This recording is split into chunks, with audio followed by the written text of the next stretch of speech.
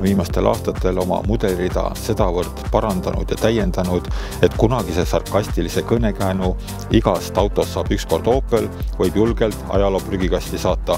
Ettevõte on teinud kvaliteedis ja disainis sedavõrd tugeva hüppe edasi, et juba püüab kliente ka premium-segmendi sõidukite seast heaks. Näiteks on meie tänane proovisõiduauto uus kabriolett Opel Cascada. Palun! Kuigi pressiteadetes rõhutatakse, et Cascada pole sugugi mitte ainult Astra kabriolettversioon, vaid puhtalt kabrioletiks ehitatud auto. Baseerub see siiski põhiliselt Astra tippmistel modifikatsioonidel. Kui auto sõitjate ruumi ja ninaosa võib ilmeksimatult Opelina ära tunda, siis mis mulle ääretult sümpatiseerib siin, on disainerite julgus kerepaneelide kujustusega mängida.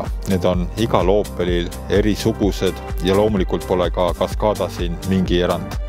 Ja mis mulle meeldib väga siin auto juures on see, et katus on tehtud pehmest materjalist, ehk siis pagasiruumi osa on väiksem, sest riidest katus mahub sinna kergemini ära, kuid auto siluett on tänu sellele saanud lihtsalt suurepärane.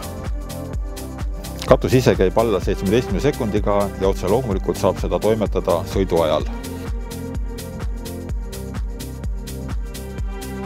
Nutika lahendusena mainigem veel ära elektrilise turvavööde kätteulataja. Teleskoop Hoob toob vöö sujuvalt käeulatusse ning seda on väga mugav peale panna. Tundub, et selle auto ümber võib tunde kekutada ja seda imetleda. Tegu on ju vaieldamatult kõige ilusama Opeliga, aga istugem sisse ja mingem vaadakem, millist sõitu Cascada teha suudab. Esimene asi, mis Cascadaga sõites muidugi silma õigemini kõrva hakkab, on see, et helide maailm on oluliselt koloriitsem. Kuigi pressiteates kiidetakse väga katuse müraisolatsiooni, siis päris nii vaikne kui tavalise metallist katusega auto puhul sõit siiski ei ole päris kaugel sellest. Cascada tühimass ulatub üle 1800 kilogrammi, ehk seda on üsna palju, kuid samas on tunda, et kõik see on pandud kere jäikuse suurendamiseks ja auto on päris hästi juhitav. Ma ei oleks isegi uskunud seda, et päris küll ringrajal ei läinud, aga ka tavaolukorras niisugune kabriolettidele tüüpiline vedelus on kadunud ja auto liigub täpselt sinna, kuhu keerad. Tavasõidul ei tee nagu mitte mingit vahet. Cascada vedrustus on võetud tegelikult Insignia tippversioonilt Opel C. See on üsna jäik ja tegelikult kui sõita pikemaid maid, siis on soovitav kasutada seda mugavamat sõiduseadet Tuur, muidu lihtsalt tagumik väsib ära. Ja jätkuvalt on istmed arstide poolt heaks kiidetud ja ma sõitsin maha umbes 500 kilomeetrit praktiliselt järjest. Muidugi väsitas ära, aga mõnest autos sellise distantsi järel sa lihtsalt roomad välja. Üsna huvitav on siin materjali valik. Armatuurlaud on kaetud mingisuguse imeliku pisut pehme, pisut jäiga plastmassiga, aga samas on Opel õppinud seda teppimaja ja see näeb väga vahva välja. Väga vahva, täpselt nagu parimates premium-segmendi autodes. Kui katus on all, mahutab Cascada pagasiruum 280 liitrit, kui me tõstame katuse üles, siis 380.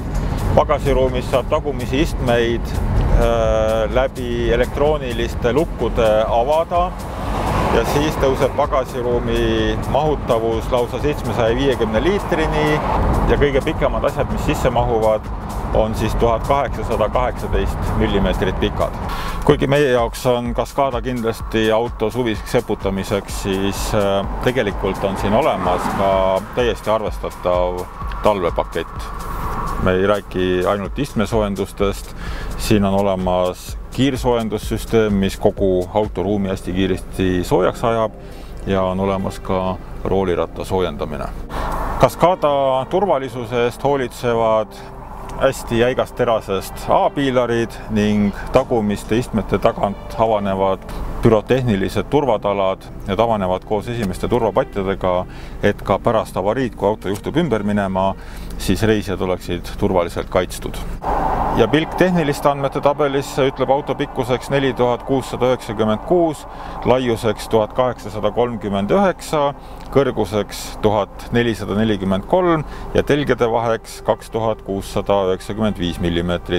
Rööbe mõlemal teljel on 1587 mm ja kütusepaak mahutab 56 liitrit.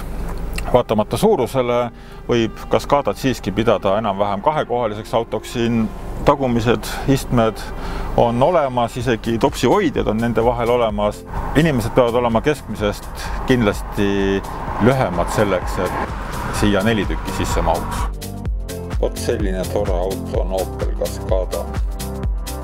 Meie kohtume teiega järgmises saates. Seniks nägemiseni.